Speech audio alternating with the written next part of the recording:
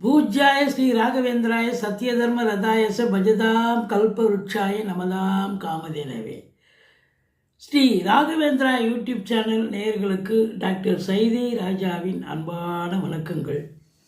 நாம் இப்பொழுது இந்த எபிசோடில் டிசம்பர் மாத ராசி பலன்கள் மொத்தம் 31 நாட்கள் உள்ளடக்கியது. இந்த டிசம்பர் மாதத்தில் பார்த்தீங்கன்னா டிசம்பர் 20 குரு கடகத்தில் வக்ரமாக தான் இருக்கார். அது வக்ரமாகி மிதுனத்துக்கு வருகிறார். டிசம்பர் 4 பௌர்ணமி திதி வருகிறது. டிசம்பர் 19 அமாவாசை திதி வருகிறது. இதுவரைக்கும் எங்கள் சேனலை பார்த்து கொண்டிருக்கும் அன்பர்கள், சப்ஸ்கிரைப் செய்யாதவர்கள் சப்ஸ்கிரைப் செய்து கொள்ளும்படி கேட்டுக்கொள்கிறோம். ரைட் சைடில் சப்ஸ்கிரைப் இருக்கும், பெல் பட்டன் இருக்கும், ரெண்டுத்தையும் ப்ரெஸ் பண்ணிங்கன்னா அடுத்த நொடியே எங்களுடைய வீடியோ உங்களை நோக்கி வர துவங்கிவிடும். உங்களுடைய பேர் ஆதரவுக்கு என்றென்றும் நன்றியுடன் நாங்கள் இப்பொழுது ராசிக்குள் செல்லலாம். மிதுன ராசி அன்பர்களுக்கு வணக்கங்க. மிதுன ராசி காலபுருஷனுக்கு 3வது ராசி. புத பகவான் ஆட்சி பெறும் வீடு. இப்பொழுது புத பகவான் இந்த டிசம்பர் மாதம் 31 நாளில் 3 ராசியை சஞ்சாரம் செய்கிறார். முதல்ல 6 நாள் துலாத்தில் இருக்கார். 7ஆம் தேதிக்கு பிறகு 20 நாள் உங்களுக்கு விருச்சிகத்தில் குரு பார்வையில் இருக்கார். அதுக்கப்புறம் கடைசி பார்த்திங்கன்னா 10 நாள் 6 நாள் கடைசி தனுசுக்கு போய் குரு பார்வையில் இருக்கார். ஸோ அதிகபட்சமாக குரு பார்வையில் இந்த புத பகவான் இருப்பது என்பது மிக சிறப்பு. கௌரவம், புகழ், அந்தஸ்து, செல்வம், செல்வாக்கு, தன்னம்பிக்கை ஏற்படக்கூடிய ஒரு மாதம். மிருகசீரிஷம் 3-4 பாதங்கள், திருவாதிரை, புனர்பூசம் 1-2-3 பாதங்கள் உள்ளடக்கியது. குரு பகவான் 2இல் இருக்கிறார். வக்ரகதி தான். அதுக்கப்புறம் ராசிக்கு கடைசி 10 நாள் ராசியில் அமர்கிறார். 2இல் குரு இருக்கும் காலம் பொற்காலம். சம்பாத்தியம் என்பது சிறப்பாக இருக்கும். குடும்பத்தில் அமைதியாக ஒரு சூழல் இருக்கும். உங்கள் சொல்லுக்கும் செயலுக்கும் மதிப்பு மரியாதை கிடைக்கும். 3ஆம் இடத்தில் கேது இருப்பது உங்களுடைய தொழிலுடைய வளர்ச்சியை காட்டுகிறது, உத்தியோக மேன்மையை காட்டுகிறது. ஆனால் இளைய சகோதரர்களுக்கும் உங்களுக்கும் கருத்து வேறுபாடு வரும். 4ஆம் இடத்தை சனி பார்ப்பதால் தாய்க்கும் உங்களுக்கும் கருத்து வேறுபாடு வரும். தாய்க்கு தேக ஆரோக்கிய குறைவு ஏற்படலாம். மருத்துவ செலவுகள் வைக்கக்கூடிய நிலை. வண்டி வாகனங்களை வச்சு பழப்பு நடத்தக்கூடியவர்களுக்கு சவாரி கிடைக்குதோ இல்லையோ உங்களுக்கு செலவு வைக்கும் வண்டி. அப்போது உங்களுக்கு டென்ஷன், டார்ச்சர், மன உளைச்சல் இதெல்லாம் ஏற்படும் வாய்ப்புகள். உங்கள் சுகமே கிடக்கூடிய நிலை இருக்குது. 4ஆம் இடத்தை சனி பார்த்தாலே ஒரு சுகமாக இருக்க முடியாது. ஏன்னு கேட்டால் 10ஆம் இடத்துல சனி இருக்குது. அதிகப்படியாக வேலை பார்ப்பீங்க. டே அண்ட் நைட்டு வேலை பார்ப்பீங்க. கால வரம்பின்றி வேலை பார்ப்பீங்க. வேலை செய்ய வேண்டிய சூழ்நிலை கட்டாயம் வரும். அது தனியார் துறை, அரசு துறையில் இருக்கும். கடைசியில் சொந்த தொழில் பண்ணவங்களுக்கும் பார்த்தா ஏனோ தானோன்னு உங்களுக்கும் அதுக்கும் டைம் அதிகமாக தான் வேலை பார்க்க வேண்டிய ஏதோ ஒரு காரணம் வேலை பார்க்க வேண்டிய அதாவது இன்புட் அதிகமாக இருக்கும்.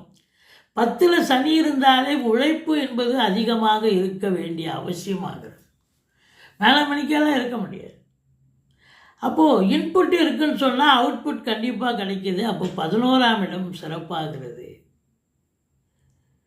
11ஆம் இடம் அதிபதி நல்ல நிலையில் இருக்கார். சூப்பராக இருக்கார். எந்த குறையும் இல்லை. நல்ல லாபங்கள் கிடைக்கப் போகிறது.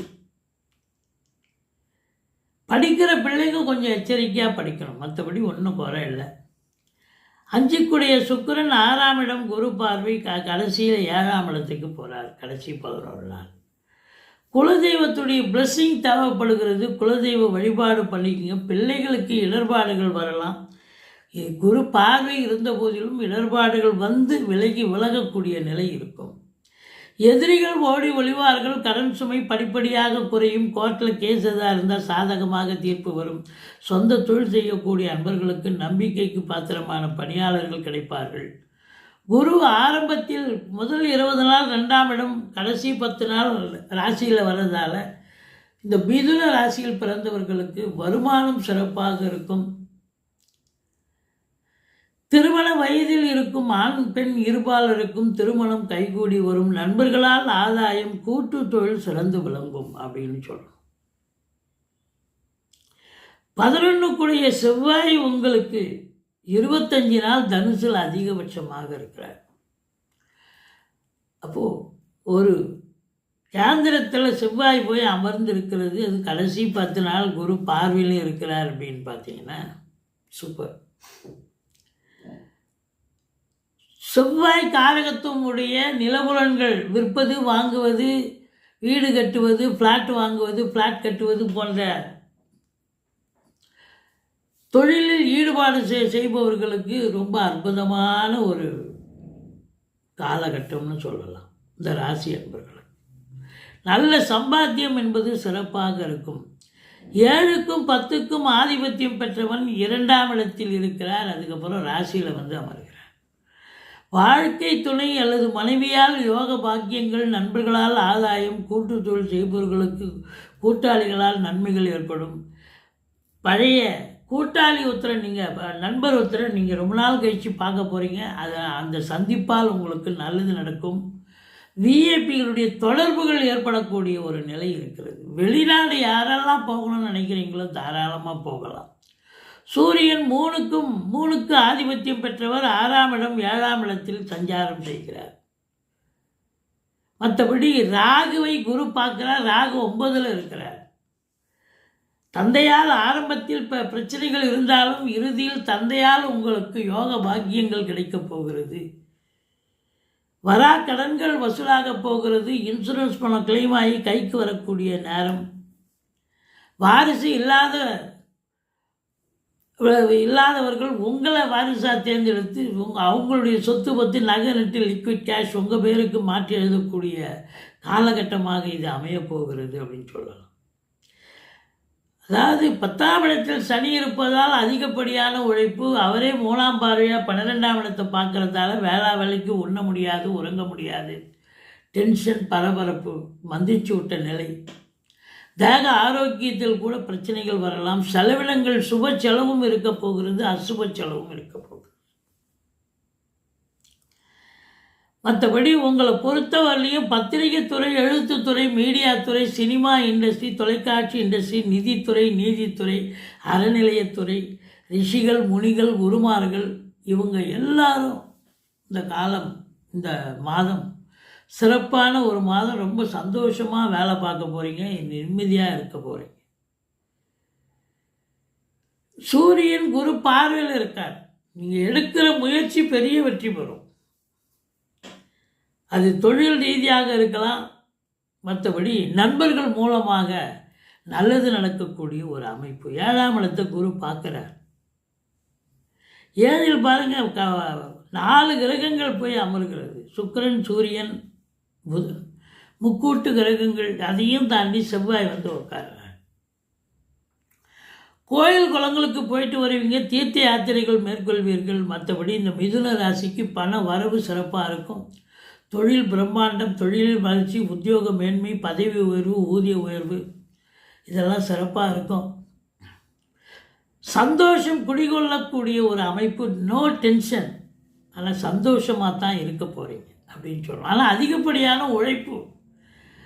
சார் நிறைய வேலை பார்க்குறீங்கன்னு சொன்னால் அதுக்கு தகுந்த ஒரு மதிப்பு மரியாதை கிடைக்க தானேங்க போகுது.